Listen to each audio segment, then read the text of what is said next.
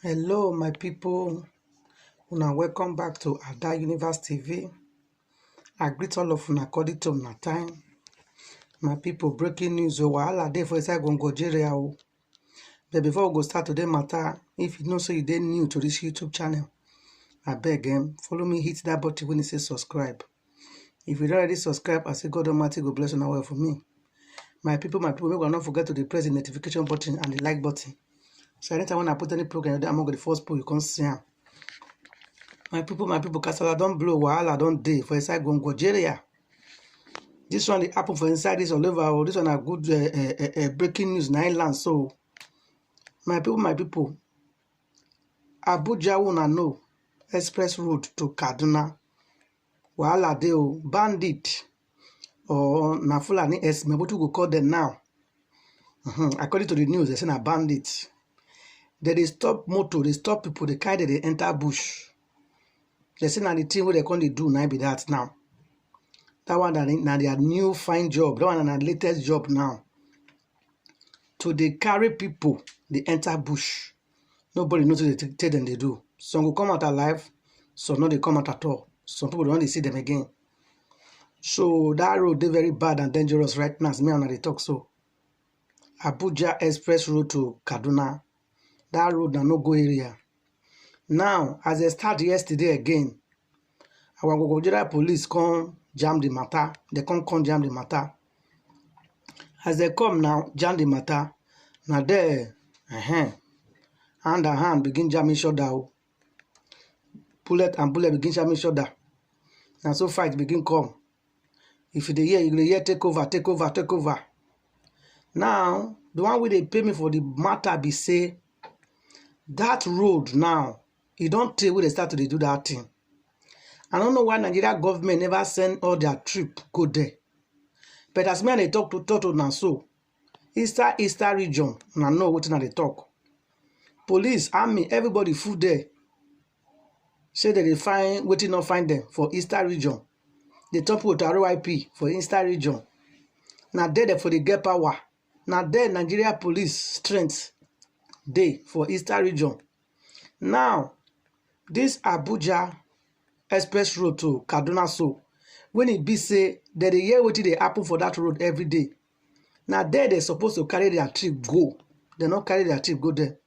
According to the information on this news, those bandits come overpower our Nigeria police. They overpower them. They come begin to shout, take over. And according to the news, and the comment where they see, Nigeria police, they still need big training. They still need to train them. They say they lack small training. And they need more people to the work for Nigeria force. And make they pay them well too. So if they do their work, they not say, see what they work for. In case if anything happen, you go say, yes, it work out. But this news when I read today, so be say, Abuja Express Road to Kaduna, no good. So if you know say what you want to go do, not very important. No pass that road. Because that road, bandits, they carry people, they enter bush for that road. That road not be road where they go right now. That road is very bad. So if you know say you did for inside Nigeria, anything they carry, they pass Abuja to Kaduna Express Road, make you think twice. Because according to the news and information, the bandit people, they can AK with they carry. They should not be sumo AK they carry. They carry like people with they go war. Because most of the time, they get power pass our Nigeria police. They pass them where they begin to shoot each other. At the end of the day, most times our Nigeria police they run, come out. They take cover. And according to the information, if they start to shoot this thing where they shoot so, some Nigeria police will just stand until turn RIP, they not sabi do the thing. So my people, now the breaking news be that. Make una watch the video. Make una leave una comment for the comment station. Make una see tell me what una think about what they happen for inside our Nigeria. And make una see tell me if you know who be these bandit people so, what did they want? When it be say that they carry no people, they enter bush. The one we get money, you go call the people, me they come bait them. The one we not get money, they not go come out again. who be this bandit? Now what do they want for inside Gogojera? We be say citizen of Nigeria, they not go drink water, put cough for ground, they not go allow them. My people, voila, e dey. Kasala, e don broke. Problem dey for inside Gogojera. So you know say e dey for inside Nigeria, I beg go make you use your number 6 because what dey happen for there right now?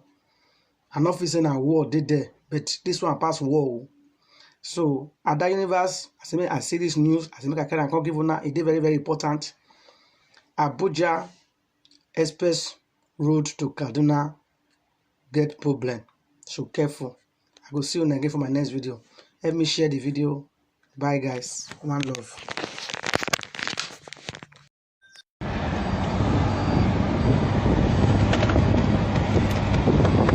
Okay. Wait for him, wait for him, wait for him.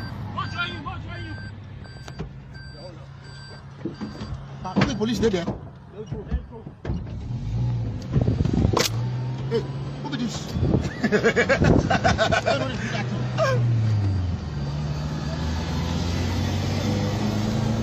They don't finish. They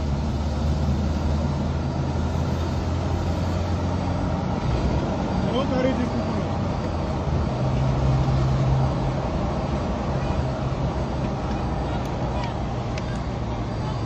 Go. Don't wait, don't wait. They don't carry the people. They don't carry the people.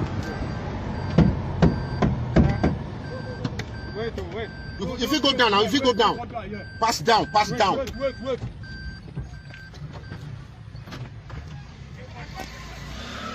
Arrest him.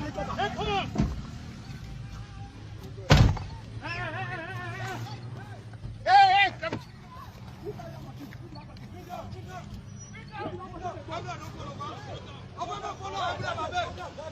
Let's go.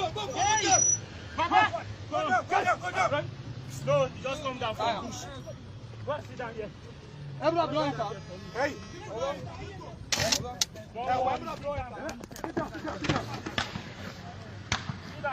Now people. Hey, now people. No fire. No fire here. No fire. No fire. This one again. This one again is not bad. Take cover again.